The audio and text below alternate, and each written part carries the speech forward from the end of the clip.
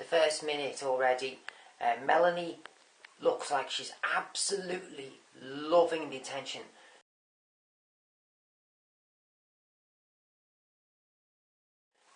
She's quite heavy physically. She's quite a heavy build. She looks like she could be pregnant. Ian looks like he's simply just going along for the ride.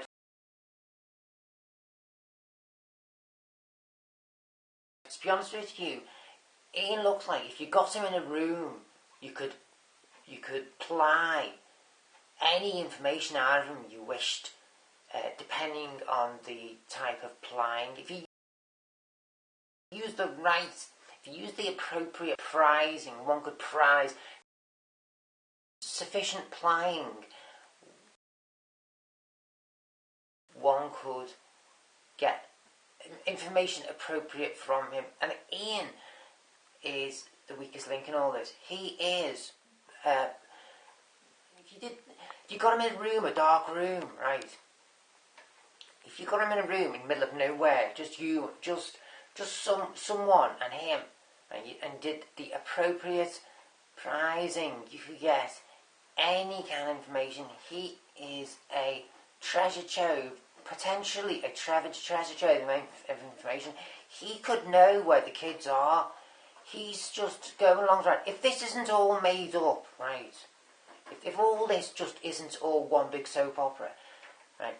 If this is to be for real, Ian is probably the one who, if forced, right, appropriately, could get the whereabouts of the kids from, using the right amount of the appropriate kind of prizing. If you got him alone somewhere, I think Melanie and, as we already know, Chad and Laurie aren't talking. Melanie looks like she would allow someone to slit her throat and she wouldn't talk. Ian gives me the impression that it might all just be one big soap opera. It might all just be fake.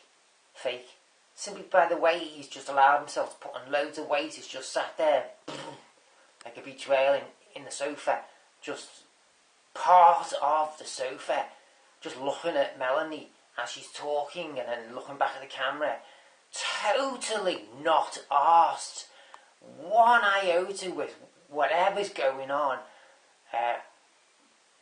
Zero aura. He has zero aura. He has absolutely zero aura. Zilch. Nada aura. He could be sat anywhere. He could be sat in a bus stop. At a bus stop. You could literally Photoshop him, cut him out and put a image of a bus stop behind him and it would work. He could be sat at a bus stop. To be honest with you, Ian may not know anything. He may actually, because one might think that if one did the appropriate bullying, one could get any kind of information out of him. He, to be honest with you, may not know anything. He simply being there just to marry, just to be the husband of Melanie. Ian is either the weakest link or possibly no link whatsoever. Melanie, just a minute into it, looks like she's just absolutely loving it, totally loving it. She's heavy, she's quite heavily built. She looks like she could be pregnant. Right, a minute into it, and the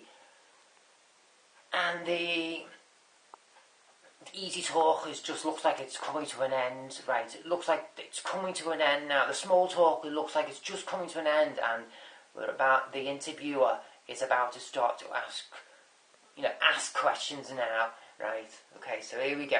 And already Melanie looks like she's absolutely loving it, and Ian already looks like part of the furniture. He could be sat at a bus stop. In any road up and down the land, he could be sat in a bus or in a park, just staring at a lake or at the ducks floating on the lake. He may not know anything. Okay?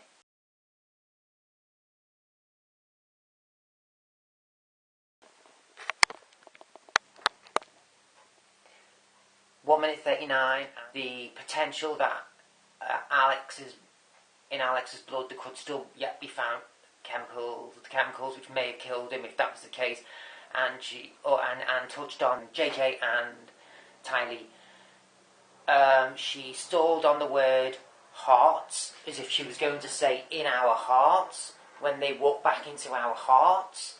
And to me, it sounded like she was. It looked like, based on her body language and the way her lips are moving, like she was going to say, she said, and when the children walk back into our, and to me it looked like she was going to say hearts, but she didn't. She stopped herself and she used a different word. This is the very first viewing for me, this, so I can't remember what word she did use, even though I've just heard her say it. But the fact that it struck me that she didn't say the word which I thought she was going to say, that is why I can't remember actually what word I did actually hear. So already, we're not even at the 1.5, just past the 1.5 minute mark, and we've already touched on Alex's autopsy being clear, and that there is still potential out there for there to be for any suspicions to be found true. Like what T-Bag did in the Gannon Stauch case. T-Bag said with the back to the camera, and first thing I want is when Gannon comes back to our lives, I want an apology. It's the same kind of thing with her saying, referring to the kids, saying, and when they come walking back into our heart, and she stopped saying the word heart. It sounds like this Melanie girl is quite cold-hearted, similar to that instance in the Gannon Stauch case, the way T-Bag said the same thing. She had the same kind of sentiment, similar kind of sentiment, where they were saying basically all they can think about is themselves when the victims come prancing back, come walking, parading back to our lives, it'll be us lot who will have it'll be me and Laurie who'll want the first apology, already thinking completely of herself and not of the kids at all. Potential for the two kids to have lost their lives, just totally in a land of her own, in a land completely make-believe, garbage, rubbish. I can't remember, to be honest with you, I cannot remember my late 20s and all my 30s, I cannot remember, but in regards to looking back now, in regards to could I have been as persuaded as Melanie to be so blasé, and like in reference to T-Bag, in regards to the Gannon Stauch case, could I be so blasé as to adopt that attitude in regards to missing family members and the potential to just put oneself so first above any kind of person who may have lost their life? It's just, even now I'm finding it hard to put into words.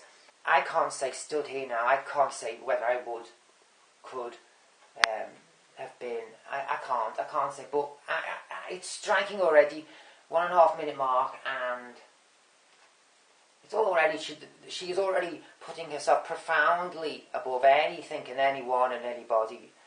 Ian is still sat there, just looking at Melanie, as if he's just looking at Melanie to take more bread from her to feed the ducks.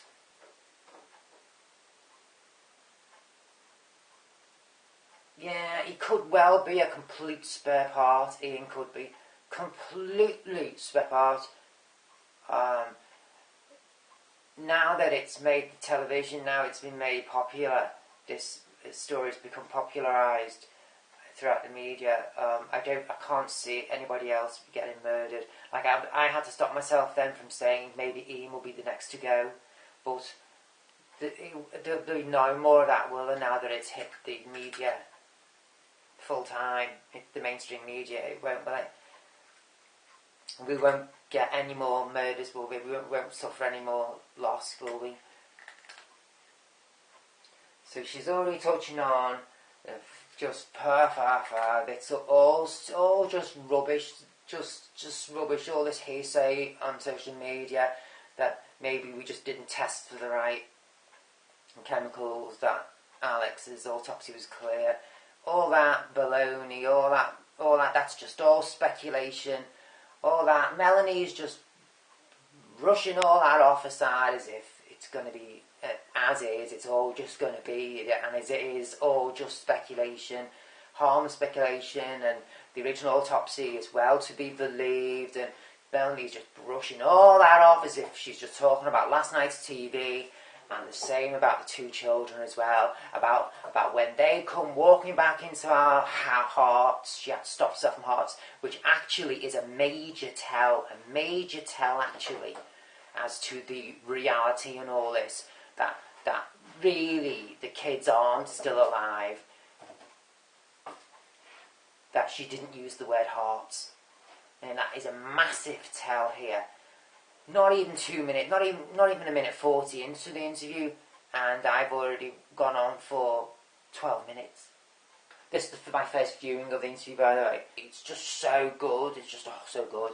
Right? Okay, I'll pause it and I'll see. If I'll come back dressed in the same clothes, then I do. If not, I'll still start it up again at where I'm at. All right. 3:50 mark, where Melanie's telling her story about how she keeps in touch with Alex, how she kept in touch with Alex over the recent months building up to Alex's passing. The fact that Melanie got a place of destination incorrect, in which she had to correct herself. She corrected herself and said the word Idaho, so she must have said she got a destination in her story, which I think it is. She got a destination place wrong. When someone is talking non-fiction, basically truth, person's eyes will intermittently lock away from whoever they're talking to and recount information from the brain. It'll do that, up, go to the side, just little micro movements of the eye, whether it be to the left or to the right, up, down. The eye will do slight micro movements. When you talk to someone and they're telling you the truth, their eyes will occasionally fluctuate to the top or to the left, to the right side. The eye will naturally do that, because the eye has to actually pull information from the brain. We'll actually have to pull true accounts, real memories from the brain for the mouth to speak them. If you're recounting a lie, you're just simply speaking a row of words. If we're talking a natural truth, we actually take breaks, especially if we're involving human emotion.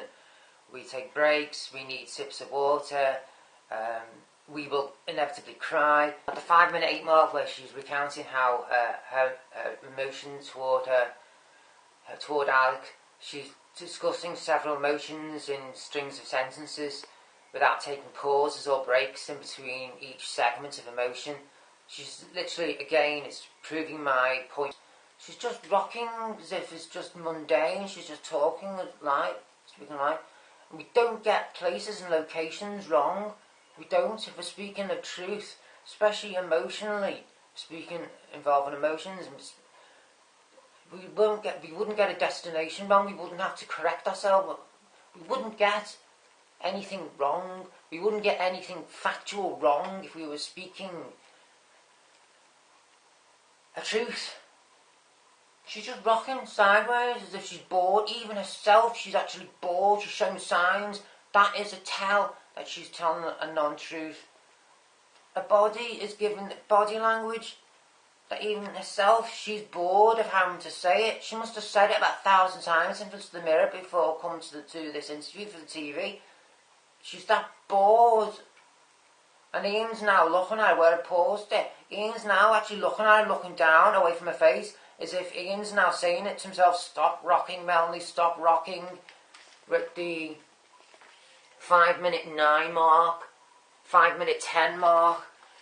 If you pause the 5 minutes 10 mark, you watch it up to that point. You can see Ian's clocking her. You can see he's saying to himself, stop rocking, Melanie, slow down. Melanie, she's just speaking, just as if she's just talking about things she bought from the supermarket. And she's talking about real, deep emotional, she's talking deep emotions, she's discussing deep human emotions, and her body is just rocking sideways left and right. She's not crying, her eyes aren't making those, she's not recollecting any further information from her brain. Her eyes aren't even looking at the interview, at the camera, she's just looking down. But not in a modest manner, she's just looking away, as if looking down to the side, as in a bored manner, in a non-engaging manner, as if she doesn't want to give away the fact that she's not discussing truth. She's just looking at that. She's not touching her hair. If we have hair, right, our hair becomes part of our body, ourselves. Like I was saying, how I over on my other channel where I discuss how I hate where actors in movies wear hair pieces because they never wear them correctly. Because actors and actresses, when they have wigs on in movies, they don't treat hair like part of their body. They don't interact with the hair. The wig just sits on their head and they behave as if the person without the hair. When a person's pulling up deep human tales of instances where they've experienced deep emotions in their past, a person will engage with their hair if they have it. And Ian's just sat there like a beached whale next to it. It's just insulting. It's offensive. It's offensive. Absolutely offensive. 11-minute 47 mark, and no talk of Brendan. No mention of Brendan whatsoever. And Brendan's assassination attempt. Discussing about Ian's previous, his whole build-up to meeting Melanie. Now they're both giggling. I've paused it actually at this mark, and they're both giggling their heads off like two little school kids. 11:49. The interviewer has already moved on from Melanie. We have to remember this. The interviewer and Melanie have already been talking up to, 12-minute mark now. 12-minute 10 mark, I believe I said 12-minute 10. Melanie has already been talking for 10 minutes, and the interviewer has been asking questions for the 10 minutes. Right? No mention of the previous husband, Brendan. You have to remember, Melanie has had 2 children with this man, right? And 10 minutes of talking, not 1 minute, not one mention of this man. No mention whatsoever. Talk of Alex, yes. Mentioning of Alex, yes. Okay, because Alex is topical, because Alex has just had his autopsy results released. Fine, yeah. Maybe Alex comes first in the topic conversation, yeah. But the camera's moved away from Melanie now. It's onto Ian, and Ian's past now. Melanie didn't mention one moment, not one iota, of this man who she's had 2 kids with, which is the whole reason for this, for the suspicion, which was the reason for the suspicion the spotlight to been brought on to this case. It was the shooting of the attempted murder of Brendan so soon after Melanie leaving him. That's what triggered the limelight onto this case. Absolutely no mention of said Brendan at all. The camera's moved away now onto Ian, and Ian's past. Why didn't the interviewer talk about Brendan? About Melanie's relationship with her first husband, who she left for Ian? Why no talk of that?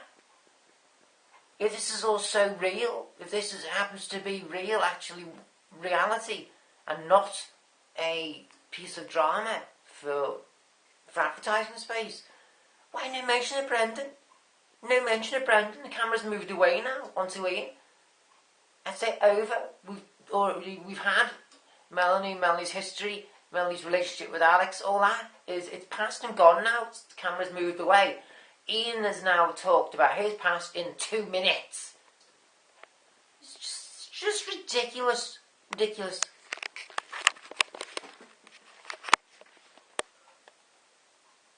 .07 mark. Really fast, Melanie. Really fast. No kidding, Melanie. Really fast, Melanie. No kidding, Melanie. 13:07. I've just heard Melanie mention Brandon. I've just heard her mention Brandon. I've just heard the name being used.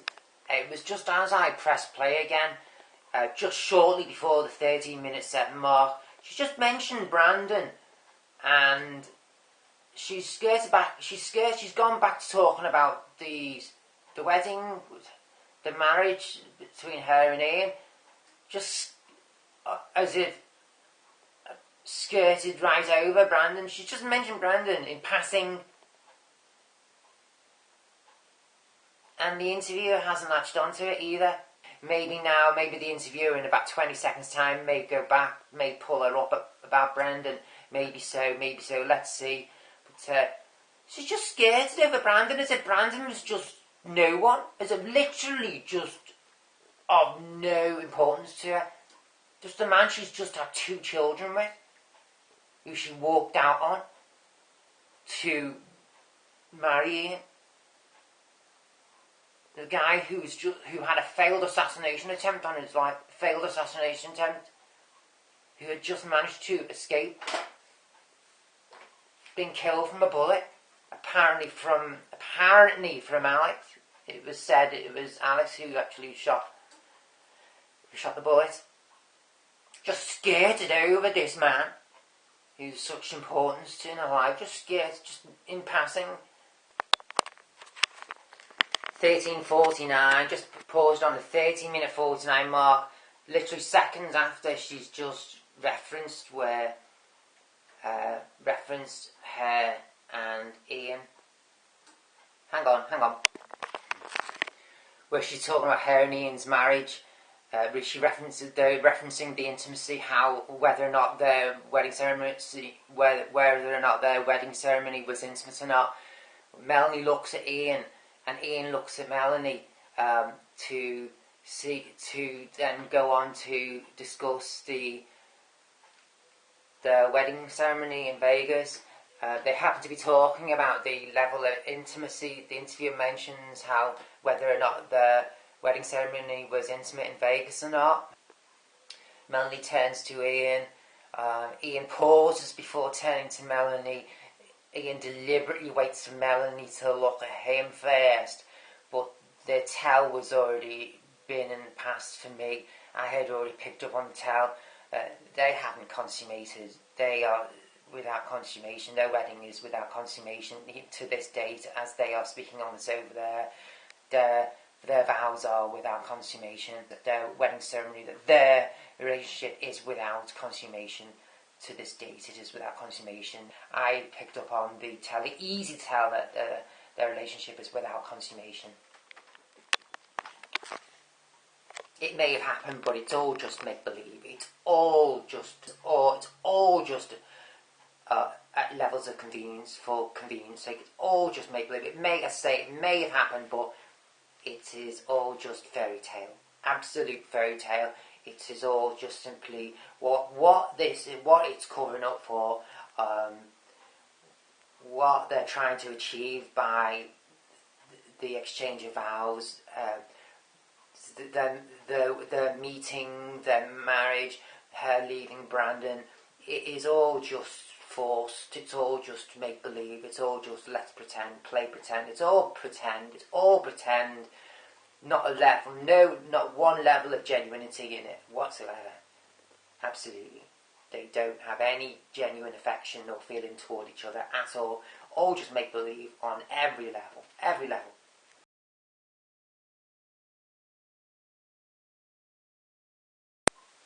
Right, recap now. I've just watched the whole interview all the way through. Yeah. I was at the part where about 2/3 of the way in I was yesterday, when I stopped for a break. Yeah. Now I picked up from 2/3 in and watched right through to the end, making some catch-up recap notes, if you will. Okay, to add really as an addition to what I spoke 2 days ago, which was in the beginning part of this video, which you've just seen. So bear with me while I discuss the points I made for this catch-up section. I will start by saying, right, regardless of the outcome, regardless of how this case goes, I would say that it was still wrong to kill someone because you wanted to.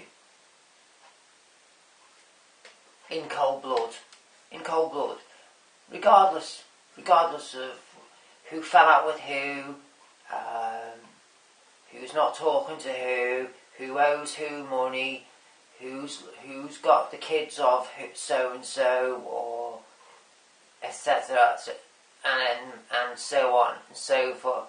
Regardless of all this intertwining family drama which we all experience, that I would say hand on heart that it is wrong to kill someone in cold blood simply because you've wanted to. I would say it was still wrong to do that. We can't all go around killing someone in cold blood. I'll just say that. I'll use that phrase, in cold blood. Okay? It's still, we can't all go around killing people in cold blood. Otherwise, there wouldn't be anyone alive, would there? There wouldn't, would there? We can't all do that, can we? Because we wanted to. Because, as I've just said in the last few minutes, because we're jealous of someone down the road, or we've had a mad divorce, and the ex has taken the kids, and etc. etc. We can't just go around killing people because we wanted to. We can't, can we? That is generally wrong. I would say it was generally wrong, and I'd like to think you watching this would agree too. You see a nice sweet Melanie there, sat there with Ian on the sofa, trying to convince us, the viewers, that she is just doing the right thing. JJ and Taddy will come down, walking down the road any day now, and everything will be just fine in all our hearts. Whether I believe that to be a truth or not, she keeps on using the word truth, their truth, her and Ian's truth. It's still wrong, I would say, to kill people because we wanted to. Regardless of who we believe, it's still wrong to kill people in cold blood. Isn't it? Add your comments below. Give me your thoughts and opinions on that point. Do a video response, please.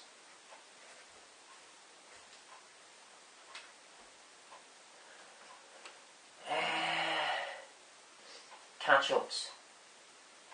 It's just amazing the way there was just like nothing spoke about Brandon at all. And maybe that's because that's all to do with Laurie and Chad's case coming up.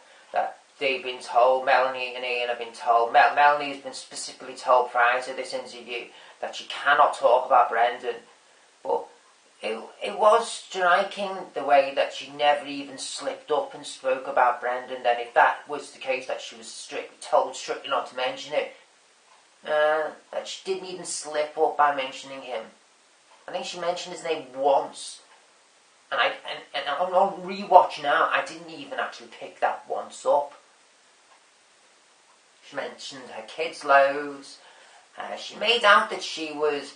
I perceived that her and Brendan have had a really bad marriage, and basically she's had the book thrown at her that she was all kinds of terrible mothers, and that Brendan had taken the kids on board in a reaction to that, and for some reason Melanie ain't gonna go with that, and Melanie wants the kids, but she thought it was best just to let them go for the sake of the kids getting caught up in a court turmoil battle.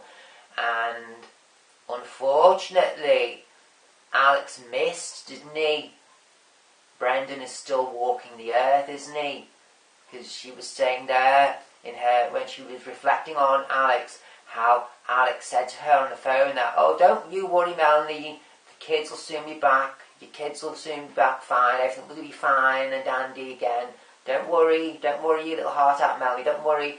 There'll be nothing wrong with your kids. Your kids will be fine. I did know, Melanie said that in reflection. She's talking about Alex. Alex did state that.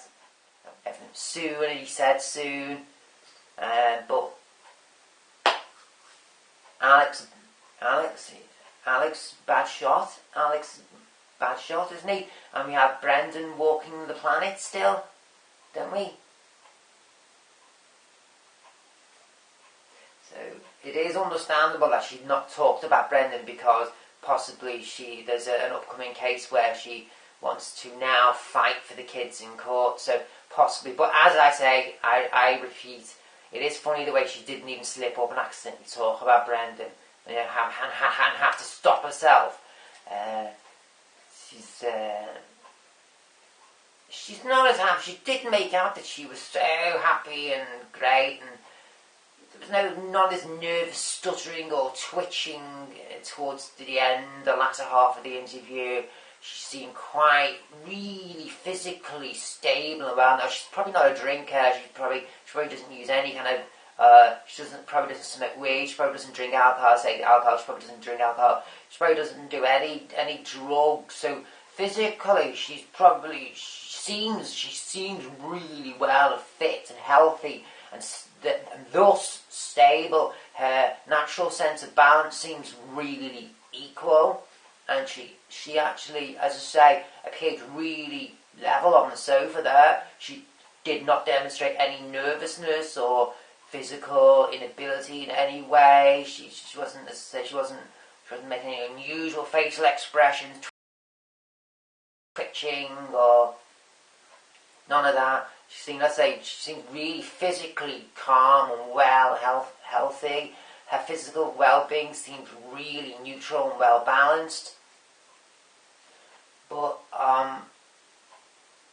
that cannot be. Surely that cannot be the case. Surely. Can it be the case? This girl, she's walked away from her kids, not walked away, I reiterate, she's probably had a really bad separation with Brendan, but she must know, surely, that Alex was the guy suspicious of shooting the gun, which just missed Brendan's head. Surely she's aware of that fact. Crikey, she must be as hard as nails to have not shown any kind of nervousness and to have just totally spoke of Alex with pleasantries and nicenesses without showing any kind of nervosities to a person. For her to have hidden that,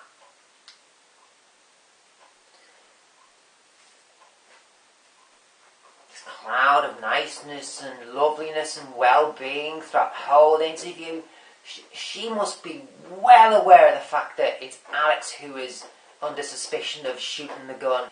She must be aware of that fact. She must be aware of that. I didn't give two hoots about what Ian had to say about his background and what a great mum Melanie has become of his 4 children. I didn't give a toss. He obviously doesn't give a toss about himself. The state of him, his stomach was literally rolling over his knees. He doesn't obviously give a toss about himself. Can you imagine what he looks like in the bath? It's for his 4 children. No wonder he's loving it. No wonder he's made up that how Melanie is just blended in fine as this surrogate mother for his 4 kids. Yeah, who wouldn't be?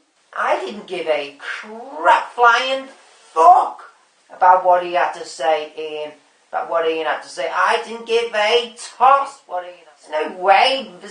Melanie's got to have a cook who's screwed. Melanie's got to be.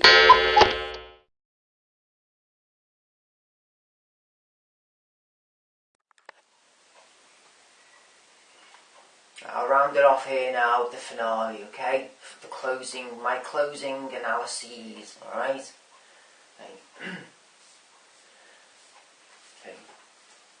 My closing analyses notes. Laurie wanted to help her cousin out, naturally, right? Laurie wanted to simply help Melanie out, and so did Alex. Right? Alex and Laurie wanted to help Melanie out. Melanie having said marital problems. Now I feel Laurie and Alex took it upon themselves to be her saviour, in effect, and made all kinds of promises to her. Said promises about probably about the kids, her having the kids again, all fine, being reunited with the kids again, fine, being able to leave a husband and still being reunited with the kids. If you're having troubles in your marriage, you can still walk away from said marriage and have your kids back as they were when you were with the marriage. Don't you worry. They probably gave her lots and lots of promises saying, don't worry, if you leave your husband, we'll be there for you. Like Melanie touched on, she even said she had several personal phone calls with Alex towards Alex's death, the time of her death. You know, the run-up in that time period, building up to Alex's death. Melanie did say in the interview even that she did declare even that she had several confidant type phone calls with Alex regarding her marriage, her failing marriage. She even went as far as saying that her failing marriage she mentioned to Alex. So it does lead me to believe that Alex and Laurie did probably make more promises than they should have to Melanie. They probably said that, look, if you leave your husband, we can help you. We can really help you to try and get your kids back. No problem. So, you know, if you do have to walk away from your husband, they were probably really encouraging her to escape her failing marriage, which is all fine and dandy. But they probably went a little bit too far. They probably said, they probably did say, it was led on to, we'll help you in the court system, etc., etc. We'll help you get your kids out. But initially, this is how it probably went down. It probably went down initially. They probably said, look, just walk away from everything first, and then we'll help you get your kids back to how in your loving bosom again, how they were. Especially if it's overwhelming. The help and encouragement is overwhelming. The support is overwhelming to help escape the pain from a failing marriage, in this case a marriage. As I said, because we've all had failing relationships, we all know what that pain is like. We can all relate to that kind of pain. But as I say, so Melanie's probably grasped onto that hope which Laurie and Alex gave her there. As I said, they probably went a little bit too far with the hope. And we all know how it turned out. A la the life and soul in Brendan's body still being there. Brendan is still alive. Brendan has full custody of the kids. Brendan and Brendan's father, I believe it's Brendan's father, have full custody of the children. And at present we have Melanie and Ian probably going to war in the court system, so entering into the court system for full-on war to try and get the kids back, which is probably why she never mentioned Brandon, which is why probably Brandon wasn't mentioned in the TV interview, which is my impetus for this video. They were probably given strict rules not to mention Brandon because the forthcoming court battle for the kids, and I touched on that earlier in the video. I think Laurie and Alex, they probably just went too far, and they probably said, look, get out the marriage now. We've got this fella here we found online, and he's recently departed from his wife, and they probably found Ian for her. They probably matched her up with Ian. And Laurie had her wedding with Chad. Literally, they were just days apart, weren't they? So I think Chad is incidental as Ian is, to be honest with you. Not blameless by any stretch, but they're probably quite incidental in all this, in regards to the blame, and who should get the bigger sentence.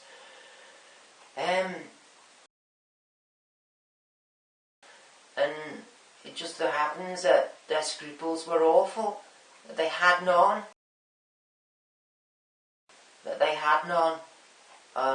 And Melanie, being younger than Laurie and suffering the pain she was suffering, just went along with it, and now she's facing possibly losing her children. And like I said earlier in the video, I said how amazing it was that Melanie could keep all her emotions under wraps. With that waste of space, total waste of space, Ian sat next to her. So he's probably absorbing all her negative energy. That's probably why he's suffering with the way he looks. That's how he's managing to cope with it all. That's how he's being able to absorb all of the anxiety within their relationship. That's his way of dealing with things, is with eating. Because Melanie, she must be having to digest a hell of a lot of nerves, energy, and anxiety. She must be having to. She has Ian there to help her. So Ian's not that much. Ian's probably not that. Only as it turns out that Melanie's got a real battle in the courts now on her hands. Ian is probably not that much of a waste of space, actually, as I thought. But I still wouldn't want to wake up next to Ian, get me? Right, anyway. So yeah, that's it. Basically, Laurie and Alec probably made the grave mistake of promising too much to Melanie, and basically suffered a hell of a lot of egg in their faces, sending all proposed to Melanie a dash, slashed up against the wall. Melanie now finding herself in the court system, will be probably finding herself her way into the court system. I don't know, I don't know how old Melanie's kids are. She seems quite happy enough, content enough with Ian and with Ian's family. Melanie, young gal, in about 15 years time, 20 years time, she'll probably find herself alone somewhere, doing the laundry somewhere, washing the dishes, or finding herself watching the television on her own, and late at night or something, and she's turning off the lights to go to bed or something, and she'll probably finding herself crashing on herself. She'll probably find herself in a heap on the floor, flooding the place with tears. She'll probably find herself doing that in about 15, 20 years time, if she doesn't get her kids back, unfortunately. But the thing about being young is that you can brush a lot of crap off. It's the ignorance and the arrogance of being young. You can do that. You can just wash it all off till another day. It's when you get older. It's when you're in your mid to late 40s. That's when things start to hit you emotionally. That's when you start having those recollections and things, and you begin to realise, really, I should have done better. You start to realise those kind of things. And so Melanie's will, she doesn't get her kids back, she'll probably have one of those crashes in about 15, 20 years time. And may God be her friend that day.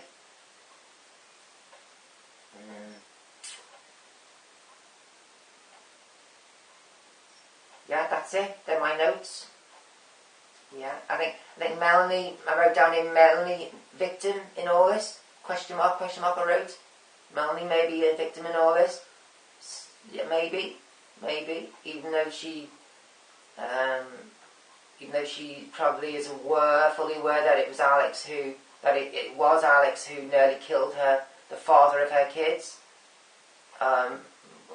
Maybe she's not letting on that detail, that she is fully aware that it was Alex, because Alex was never convicted of that. No one was ever convicted of that. Maybe Melanie knows for sure it was Alex and she's not telling. But still, I would say maybe Melanie is slight victim in all this. What with her being promised a little bit too much. Just a little bit, promised just a little bit too much. Maybe she's a victim, slight victim in all this as well.